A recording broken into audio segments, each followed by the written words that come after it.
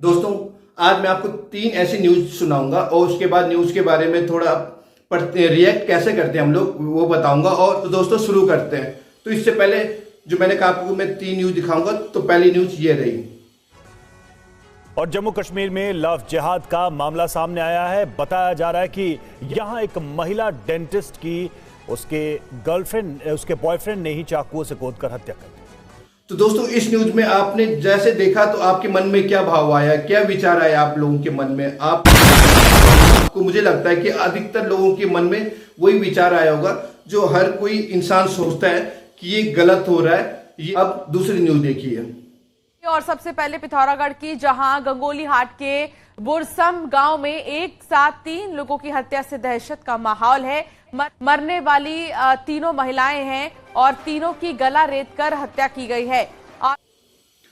अब दोस्तों, इस न्यूज में आपको मुझे लगता है कि वो विचार तो नहीं आए होंगे जो पहले वाली न्यूज में आए थे।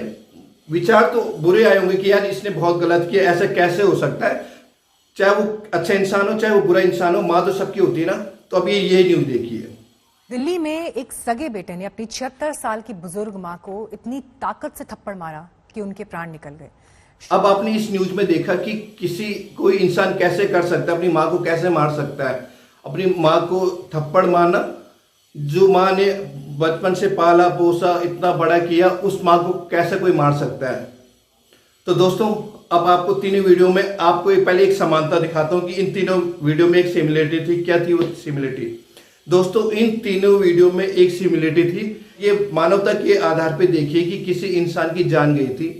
जो मुजरिम होता है, जो गुनाह करता है, वो किसी भी धर्म, किसी भी जाति, किसी भी समुदाय का हो सकता है। ये तो दोस्तों, अब हम इस डिस्कस को आगे बढ़ाने से पहले एक छोटी सी बात समझते हैं कि समझने की कोशिश करते हैं कि पहले इंसान किसे कहते हैं, ये इंसान है क्या, से पहले ये बात करते हैं।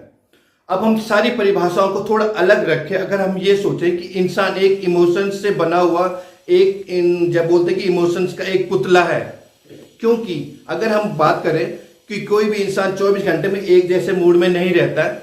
कभी वो खुश रहता है, कभी दुखी रहता है, कभी उसका मूड ठीक रहता है, कभी उसको मजाक करने की इच्छा होती है, तो कभी उसको किसी को रैपट मारने की इच्छा होती है।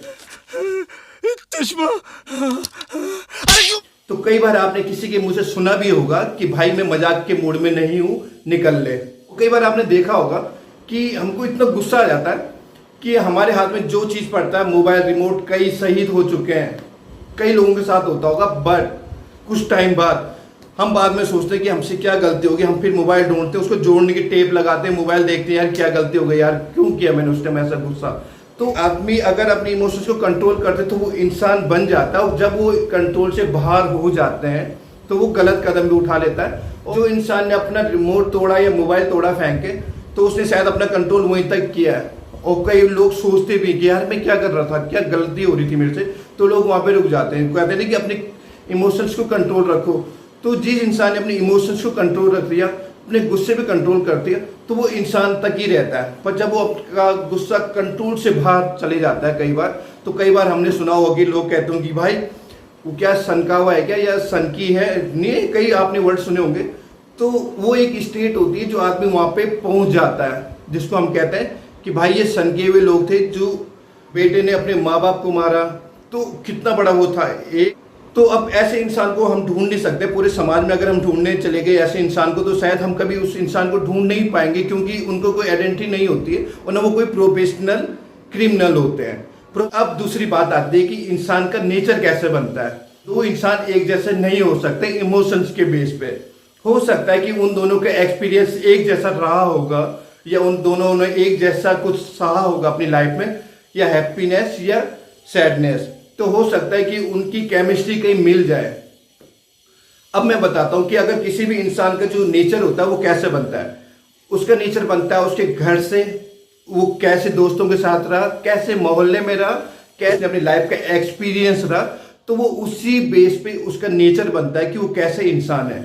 और अच्छा इंसान और बुरा इंसान किसी भी धर्म, जाति, समुदाय में हो सकता है।